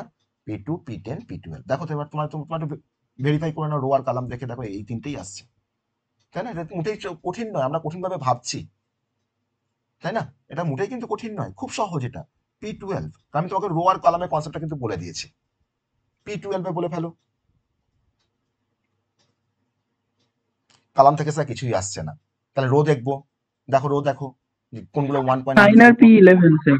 বলো P9 P9 P11 P9 তাহলে P9 P11 তাহলে এটা এটা এবার এবার এবার ওভারঅল আমাকে বলো যে এই ফাইন্ডিং দ্য নিয়ারেস্ট ডেটা পয়েন্টটা বের করা কি খুব কঠিন ছিল? খুব কঠিন ছিল কি? না স্যার 1.9 এখানে এপসাইলনে যেটা থাকবে তার তার থেকে সবসময় লেস বা সমান দেখবো, তার থেকে লেস বা সমান ডিসটেন্স দেখবো, ঠিক আছে? রো আর কলাম দুটোই দেখতে হবে, দুটোই দেখতে হবে। ওকে, রো আর কলাম দুটোই দেখতে হবে। বেশ, এটা গেল আমার, এই স্টেপটা গেল, finding the nearest data point আমরা বের করে ফেললাম। বেশ, কোনো সমস্যা নেই আমার। এবার next we have to calculate core data point and border data point. খুব ভাইটাল যে আমরা এবার কোনটা কোর ডেটা পয়েন্ট আর কোনটা বর্ডার ডেটা পয়েন্ট সেটা আমরা এখন বের করব। আমার এখানে কিছু পয়েন্ট থাকবে আর আমি এখানে লিখবো স্ট্যাটাস। স্ট্যাটাসের মধ্যে আমরা কোর আর বর্ডার ডেটা পয়েন্টটাকে আমরা বের করবো। হ্যাঁ, এবার দেখো, এবার কোর পয়েন্ট ডেটা পয়েন্ট আর বর্ডার ডেটা পয়েন্টের কনসেপ্টটা কিন্তু পুরো জলের মতো ক্লিয়ার হয়ে যাবে। আমরা এখান থেকে তোমার প্র্যাকটিক্যালি আমরা দেখতে পাবো। ওকে, পয়েন্ট আর হচ্ছে স্ট্যাটাস। আমার স্ট্যাটাসটা আবার দুটো ভাগ থাকবে। হ্যাঁ, একটা কোর পয়েন্ট দেখাবো, একটা বর্ডার পয়েন্ট দেখাবো, দুটো স্ট্যাটাসের মধ্যে। আমার এখানে পয়েন্টগুলো থাকবে। পয়েন্ট আমার কতগুলো আছে? মোট 12টা পয়েন্ট আছে, তাই না? মোট 12টা পয়েন্ট আছে আমার, আমি এখানে 12টা পয়েন্ট করব। এবার কোন পয়েন্টটা কোর, কোন পয়েন্টটা বর্ডার, সেটাকে আমি তোমাকে বের করে দেখাবো। ঠিক আছে, চলো এবার পয়েন্টগুলোকে ফার্স্ট, আমি তো পয়েন্টগুলোকে নিশ্চয়ই আর ওই তার কোঅর্ডিনেটগুলোকে নিশ্চয়ই লিখবো না, আমি পয়েন্টের নামগুলোকে লিখবো শুধু। P2 P3 P4 P5 P6 P7 P8 P9 P10 P11 আর হচ্ছে P12। ঠিক আছে, বেশ, আমি প্রথমেই কোর পয়েন্টগুলোকে খুঁজে বের করব। আমার তো এখানে সব তো প্রতিটা পয়েন্টের তো নিয়ারেস্ট ডেটা পয়েন্টগুলো এখানে তো পেয়ে গেছি। আমি ফার্স্টে কোর ডেটা পয়েন্টগুলোকে ফার্স্টে চুজ করবো প্রথম স্ট্যাটাসটার মধ্যে, যে কোনটা আমার কোর ডেটা পয়েন্ট আর কোনটা আমার নয়েজ। ওকে, তো কোর ডেটা পয়েন্ট হওয়ার জন্য আমাকে একটা শর্ত বলে দেওয়া ছিল। দেখো, মিন পয়েন্টস ইকুয়ালস টু দেওয়া ছিল 4 আর ইপসাইলন ছিল 1.9। এটা কিন্তু আমার কন্ডিশন। এবার আমাকে বলো যে আগে যে আমরা finding the nearest data point বের করেছি সেখানে কোন কোন সেটে আমার 4টে করে পয়েন্ট আছে, সেগুলি হচ্ছে কোর ডেটা পয়েন্ট। কোন সেটে আমার 4টে করে পয়েন্ট আছে সেগুলি হচ্ছে কোর, তাকে আমরা কোর বলে ট্রিট করবো। তাহলে আমাকে খুঁজে বের করে বলো দেখি যে কোনগুলো core point.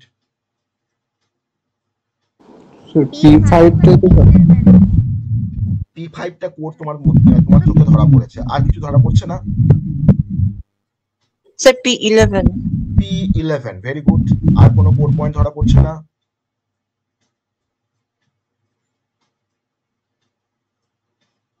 Sir core point হতে গেলে কি হতে হবে আরেকবার বলুন।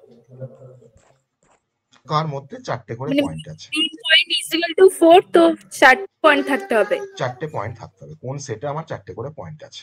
আমি তো আগে তো নিয়ারেস্ট ডেটা পয়েন্ট গুলো বের করেছি, তো কোন সেটে আমার 4টে করে পয়েন্ট আছে? স্যার P5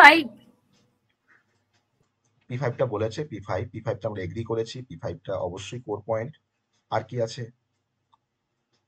P5টা সবাই তার মানে এগ্রি করছো যে P5 এর মধ্যে 4টে পয়েন্ট আছে। তুমি কি করে বললে P5 এর মধ্যে 4টে পয়েন্ট আছে? দেখো, P5 কে নিয়ে কটা পয়েন্ট বলো আমাকে। P5 কে নিয়ে কটা পয়েন্ট? P5 তো একটা পয়েন্ট, 5টা।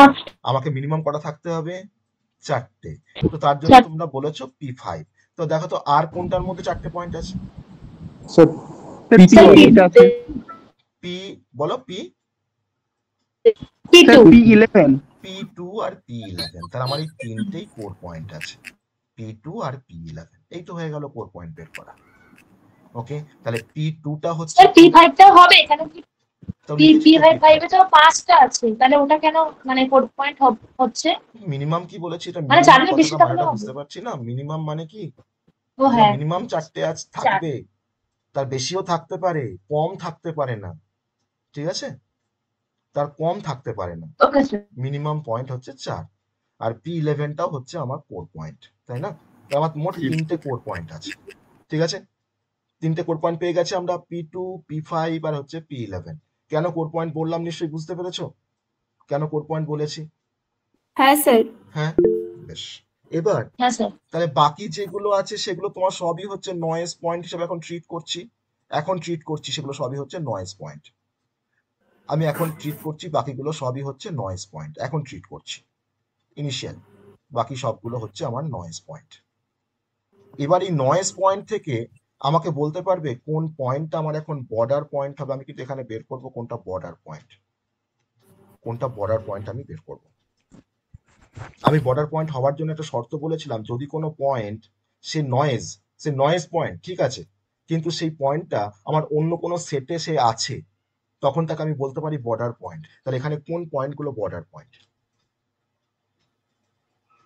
স্যার P1 P6ও হবে। P1, P6ও হবে, অবশ্যই হবে, P1ও হবে, P2 হবে, P2 কোর পয়েন্ট, ওটা হওয়ার তো দরকার নেই আর, ঠিক আছে। P3 হবে, বর্ডার পয়েন্ট। হ্যাঁ স্যার। কেন হবে স্যার P3 কেন হবে? স্যার কারণ P5 P2 আছে একটা। বলবেন? P3 P2তেও আছে, তাই।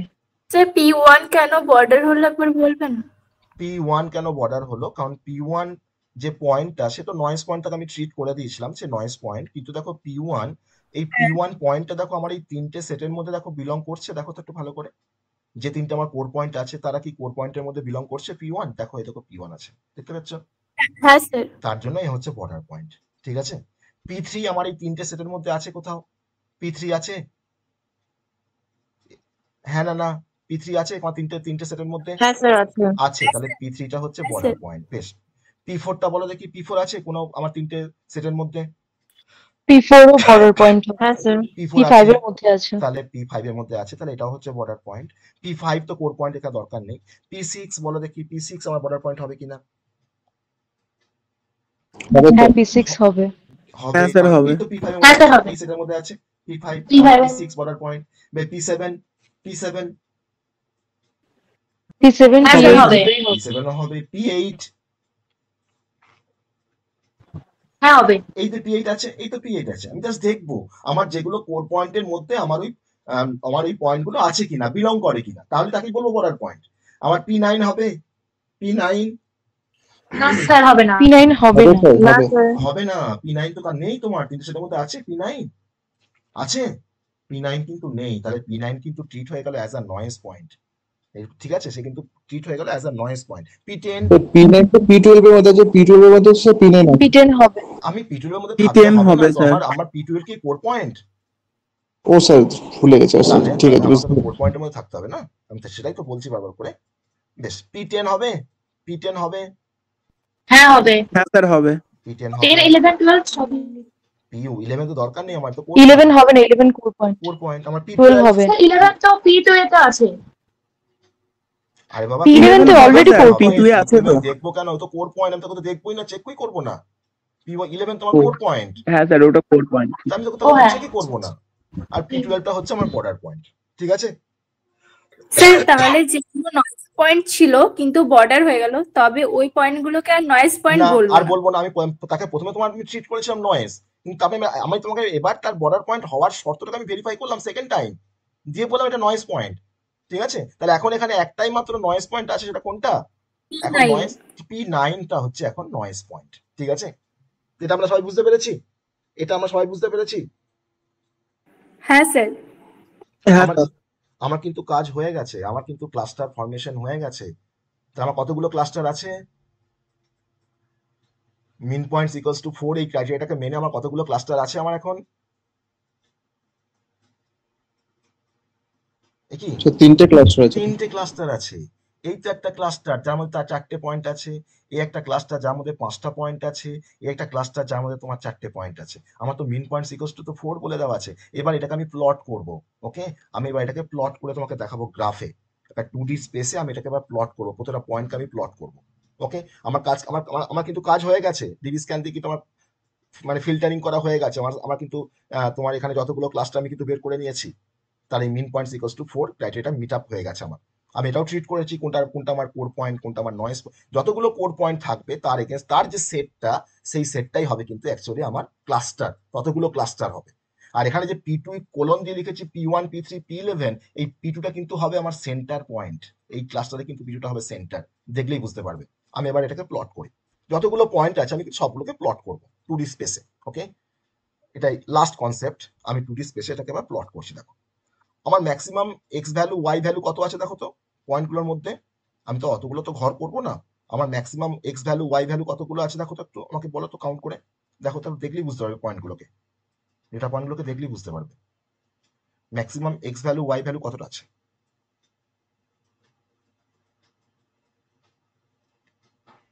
আমার কোশ্চেনটা বুঝতে পেরেছো? 12 ক্লাস্টারের মধ্যে আরে আমি 12 ডেটা পয়েন্টগুলোর যে কোঅর্ডিনেটটা 8 আছে, বলছি। এক্স ভ্যালু হচ্ছে 8 আর ওয়াই ভ্যালু হচ্ছে স্যার 7 আছে সম্ভবত। ওয়াই ভ্যালু হচ্ছে 7 আছে, তাই তো? বেশ, আমি তোমাকে একটা কাজ করছি, আমি ওই 9টা করে আমি ঘর টেনে নিচ্ছি। হ্যাঁ, আমি 9টা করে কমন আমি ইয়ে করছি, 9টা রো আর 9টা কালাম করে নিচ্ছি। আমি এখানে ফার্স্টে নাম্বারিং করে দিই, 1, এটা হচ্ছে 2, 3, আমি তো গ্রাফটা আঁকছি। হ্যাঁ, গ্রাফ পেপার থাকলে আমাকে এটা ড্র করতে হতো না। 5, 6, 7, 8, 9, ঠিক আছে। আমার এটা 1, আমি এবার দেখো এই অ্যাক্সিস বরাবর আমি আবার তাই করছি, 2, 3, 4, 5, 6, 7, 8, 9। এবার এগুলোকে একটু রো বরাবর আর কালাম বরাবর একটু আমরা টেনে নিচ্ছি, হ্যাঁ, দাগগুলোকে, তাহলে আমাদের সুবিধা হবে কাজটা করতে, যেমন করে আমাদের গ্রাফ পেপারে থাকে আর আলটিমেট সেভাবে একটু করার চেষ্টা করছি। আমি এখানে প্লট করবো ওই পয়েন্টগুলোকে 2D স্পেসে। হ্যাঁ, আমার তো এক্স ভ্যালু ওয়াই ভ্যালু দেওয়া আছে, আমি তো এখানে ইজিলি প্লট করতে পারি ওই পয়েন্টগুলোকে। তবে জিনিসটা বুঝতে একটু সুবিধা হবে যে হ্যাঁ আমার ক্লাস্টারগুলো কিভাবে ফরমেশন হলো সেটাকে আমি যাতে দেখাতে পারি। তাহলে ডিবি স্ক্যান সবাই বুঝতে পেরেছো? এই প্লটিং এর কাজটা তো সহজ, এই প্লটিং এর কাজটা তো খুবই সহজ। তো ডিবি স্ক্যান কিভাবে কাজ করে বুঝতে পেরেছো সবাই? প্রথম দিকে কি মনে হচ্ছিল? খুব কঠিন মনে হচ্ছিল না? যে হাজার ঘন্টা পয়েন্টের কনসেপ্ট, এখানে কোথায় ইপসাইলন, কোথায় মিন পয়েন্টস, তো সেই কনসেপ্টগুলো এবার ক্লিয়ার হয়েছে। Min points, epsilon, different type of পয়েন্টের কনসেপ্ট এখন ক্লিয়ার হয়েছে সবার কাছে কি? স্যার ওই জায়গাটা না শুনতে পাইনি, নেটওয়ার্ক ইস্যুর জন্য। 9টা পয়েন্ট কেন নিলেন এখানে? আমার এক্স ভ্যালু আর ওয়াই ভ্যালুগুলোকে দেখবো কত ম্যাক্সিমাম কত ভ্যালু আছে আমার কোঅর্ডিনেট গুলোকে। আচ্ছা আচ্ছা আচ্ছা, যে সেই কোঅর্ডিনেট ধরে আমি ম্যাক্সিমাম একটা গ্রাফ ফরমেশন করবো। তুমি যদি বেশি নাও কোনো সমস্যা নেই, তুমি যদি 10x10 ঘর করো কোনো সমস্যা নেই, 20x20 যদি ঘর করো তাতেও কোনো সমস্যা নেই, তোমার উপর ডিপেন্ড করছে। আচ্ছা আচ্ছা, যাতে সমস্ত পয়েন্টগুলো যাতে আমি প্লট করতে পারি, এটা আমার টার্গেট, যে সমস্ত পয়েন্টগুলোকে যাতে আমি প্লট করতে পারি। ঠিক আছে, গ্রাফ পেপারে তোমার যেমন থাকে সেরকম ভাবে আমি একটা গ্রাফ পেপার তৈরি করছি।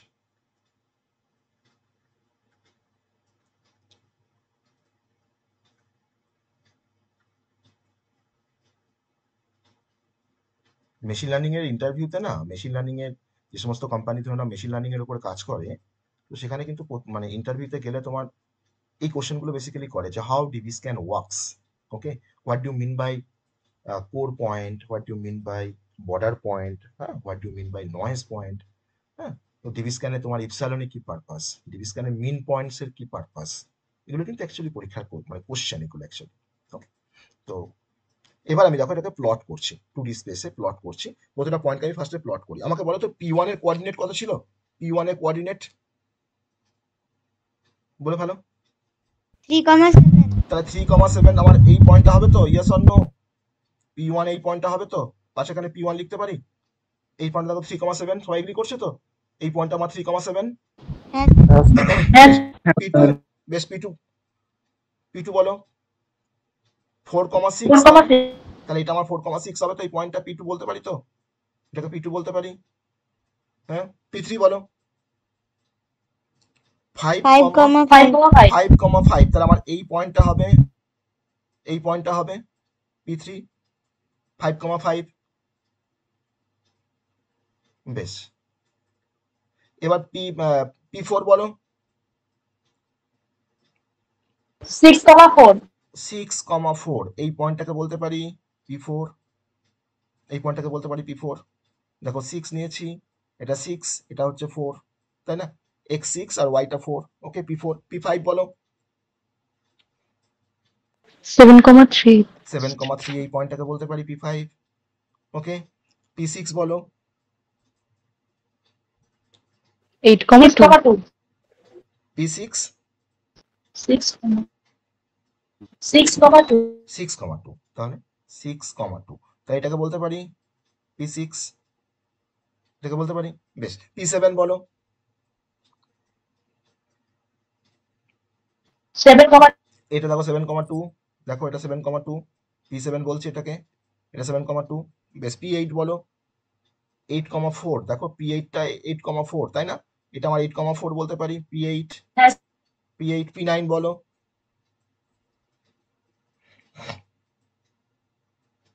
3,3, দেখো এই পয়েন্টটা বলতে পারি P9, এই পয়েন্টটা P9 বলতে পারি। P10 বলো।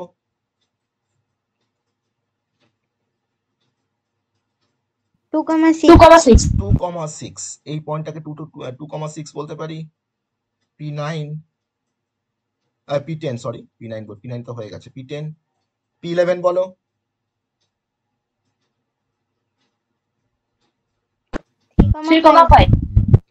P11 3,5, 3,5, তাহলে এটা আমার 3, এটা হচ্ছে 5, এটাকে আমি বলতে পারি P11। আবার P12 বলো, লাস্ট P12। স্যার 2,4 2,4, তাহলে এটা হচ্ছে আমার 2,4 P12। সবাই বুঝতে পারলাম এই পয়েন্টগুলো? প্লট করাটা সবাই বুঝতে পেরেছি তো? প্লটিংটা সবাই বুঝতে পেরেছি আশা করি? খুবই হ্যাঁ স্যার। সহজ। হ্যাঁ, বেশ। হ্যাঁ এবার স্যার আমার তো 3টে ক্লাস্টার। আমার প্রথম ক্লাস্টার কোনটা? প্রথম ক্লাস্টার কোনটা? তার মধ্যে কি কি আছে? P2 P1 P3 আর P11, তাই না? P2 P3 P2 P1 P3 P11, তাই তো? তাই তো আছে? হ্যাঁ স্যার। তাহলে আমরা যদি এরকম ভাবে যদি ক্লাস্টারটাকে ফরমেশন করি, দেখো এখানে একটা অন্য কালার দিয়ে করে নিলে ভালো হয়, কিন্তু এখানে কোন কালারটা যাবে? এটা সব তো ব্লুই লাগছে, তো বোঝা যাবে না, এটা বোঝা যাবে, ঠিক আছে। তাহলে আমার প্রথম ক্লাস্টারটা হচ্ছে P2, তার সাথে আছে P1 P3 আর হচ্ছে P11। আমি এটাকে দিয়ে একটা ক্লাস্টার ফরমেশন করছি, দেখো।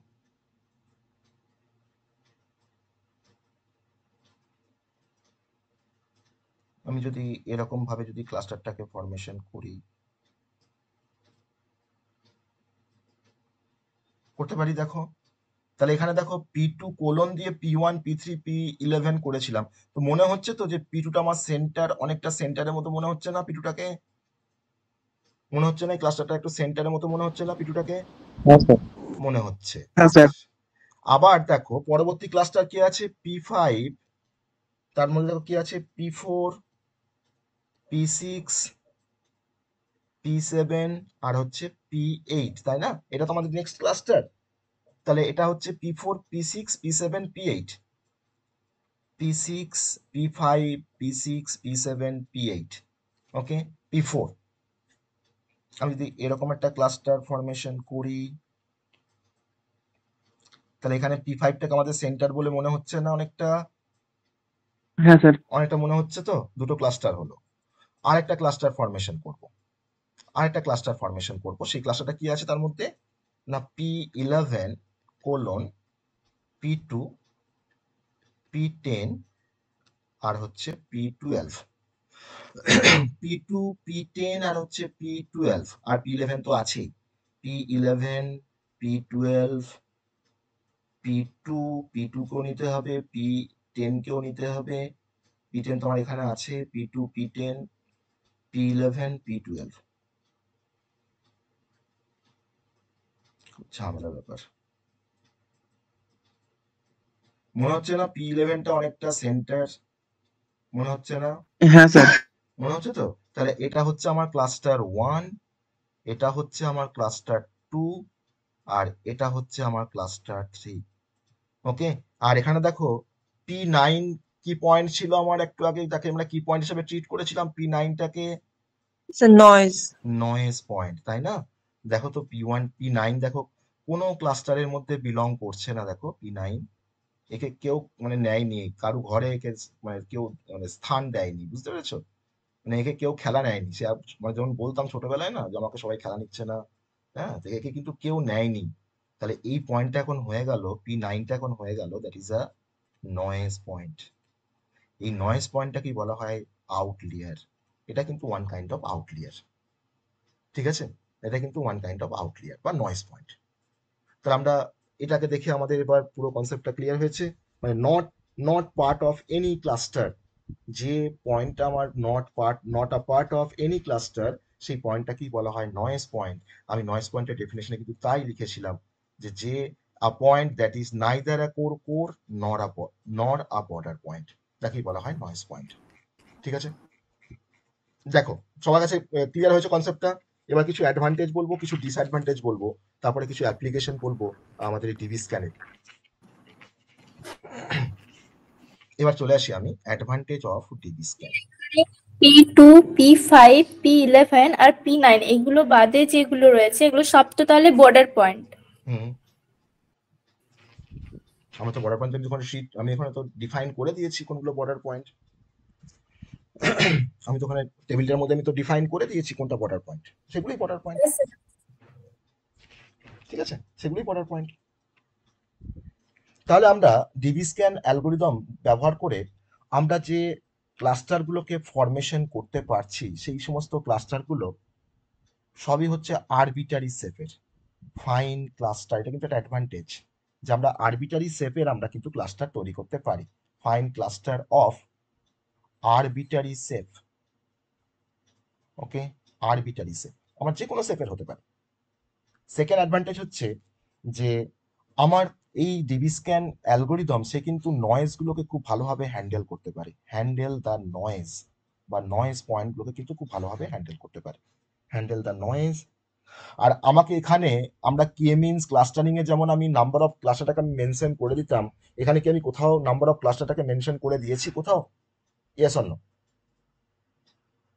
ডিভি স্ক্যানে আমি কোথাও নাম্বার অফ ক্লাস্টারটাকে আমি মেনশন করে দিয়েছি যে আমার এতগুলো ক্লাস্টার হবে?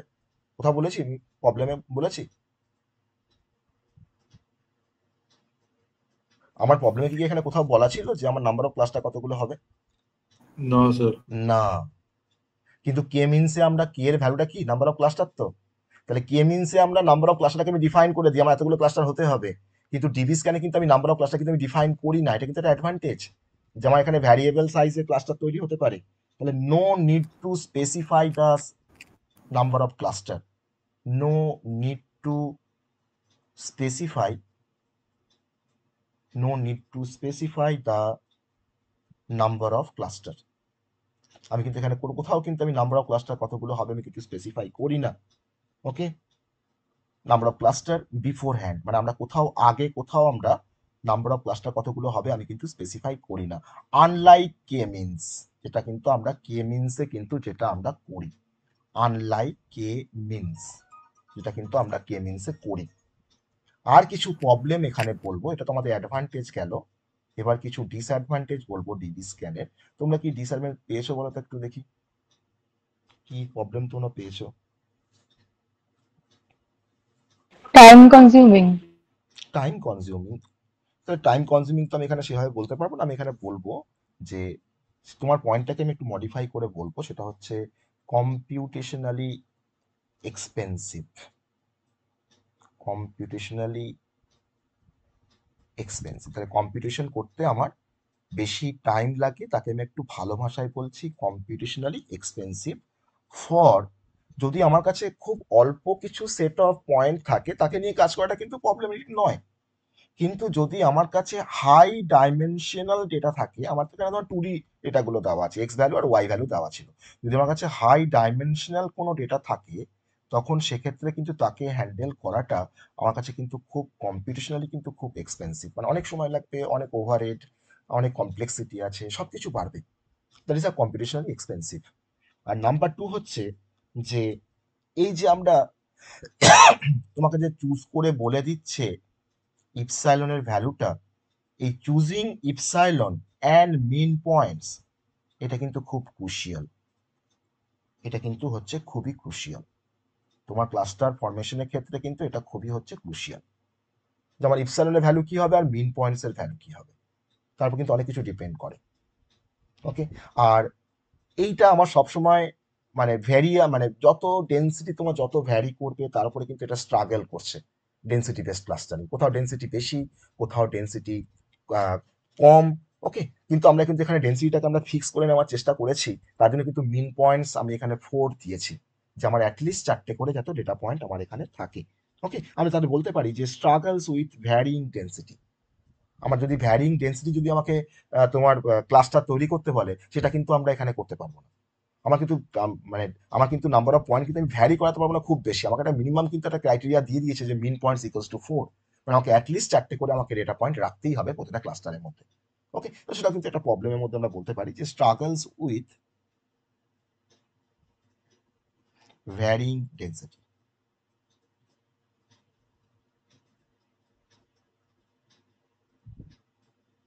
ভ্যারিং ডেন্সিটিস বা ডেন্সিটি বললাম বা ডেন্সিটিস বলতে পারো, এটা হচ্ছে আমাদের অ্যাডভান্টেজ অ্যান্ড লিমিটেশন বা ডিসঅ্যাডভান্টেজ।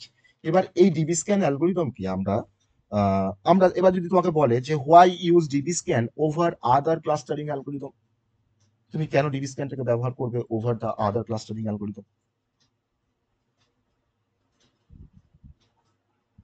যেখানে কেন? নাম্বার অফ ক্লাস্টার বলা থাকবে না সেখানে ইউজ করতে পারবো।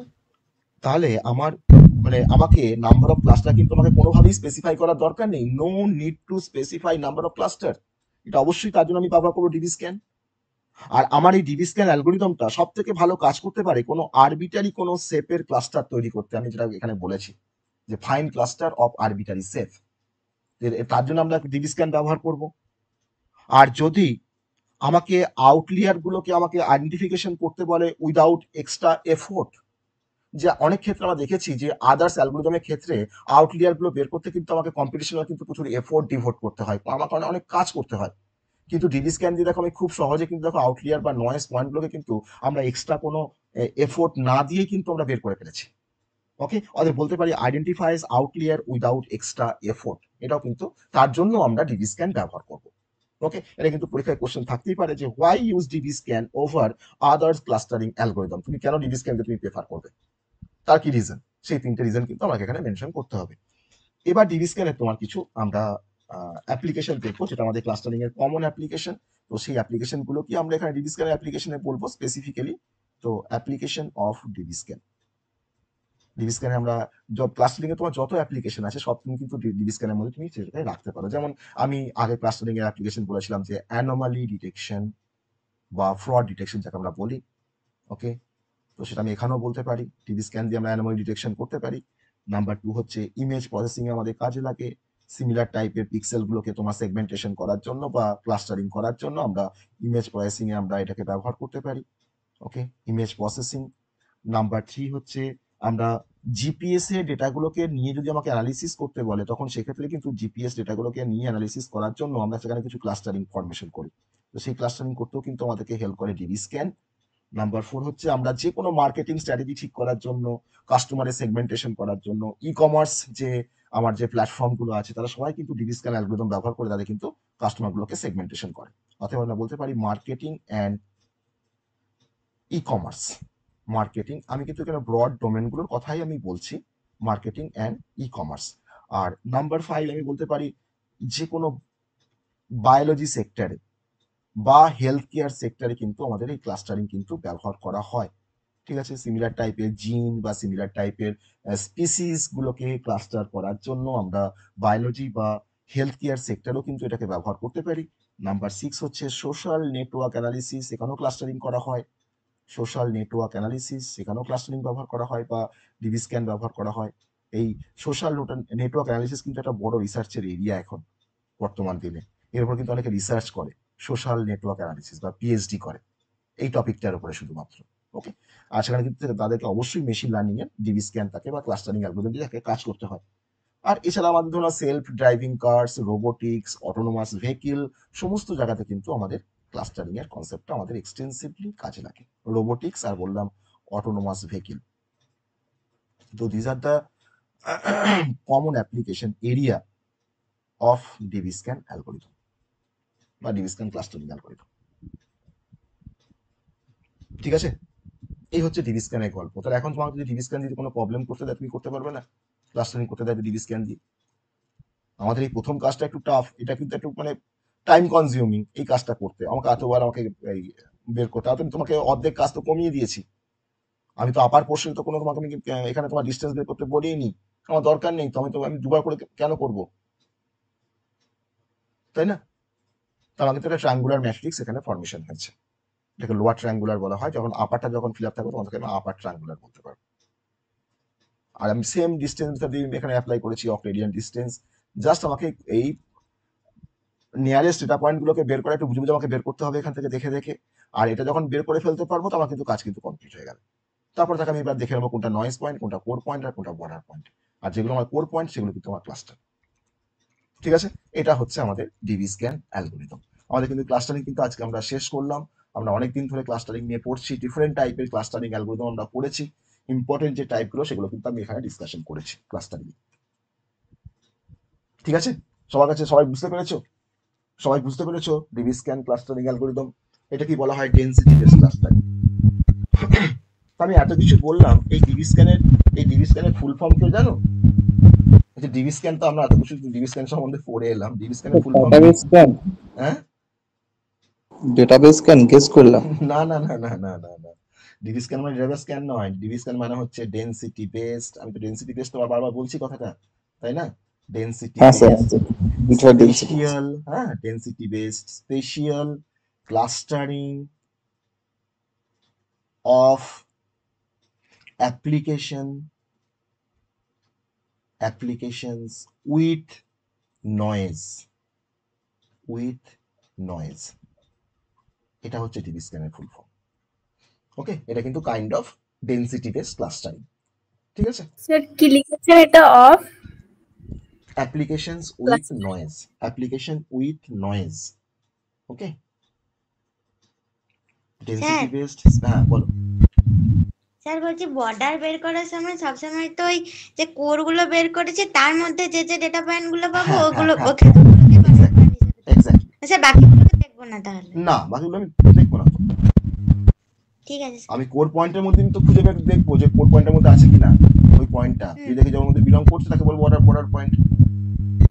ঠিক আছে, তাহলে এটা হচ্ছে আমাদের ডিবি স্ক্যান।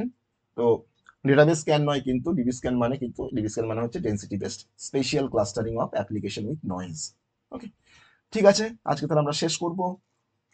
এবার কিছু প্রবলেম তোমরা প্র্যাকটিস করতে পারো, নিজেরা কোনো ডেটা পয়েন্ট নিয়েও প্র্যাকটিস করতে পারো, বা আমি কিছু প্রবলেম বললে আমি কিছু প্রবলেম তোমাদের দিতে পারি, তোমরা প্র্যাকটিস করতে পারো। পরীক্ষা এই ধরনের প্রবলেম আসলে কিন্তু এতগুলো ডেটা পয়েন্ট তোমাকে দেবে না, তোমাকে অল্প কিছু ডেটা পয়েন্ট দেবে, তার থেকে তোমাকে ক্লাস্টারিং করতে হবে। এবার ক্লাস্টারিং যখন করছি ধরে নাও একটু বেশি ডেটা পয়েন্ট না হলে কিন্তু ক্লাস্টারিংটাও বেশ ঠিকঠাক হয় না, তাই না? একটা ক্লাস্টারের মধ্যে মিন পয়েন্টস ইকুয়ালস টু আমি 4 দিয়েছি, মানে কিন্তু তোমাকে ডেটা পয়েন্ট আমাকে অনেক বেশি দিতে হবে, তাই না? তো তার জন্য আমরা এখানে এটাকে দেখলাম। ওকে, বেশ, ঠিক আছে, চলো শেষ করবো। তোমাদের কোনো কোশ্চেন আছে? তোমাদের কোনো কোশ্চেন আছে?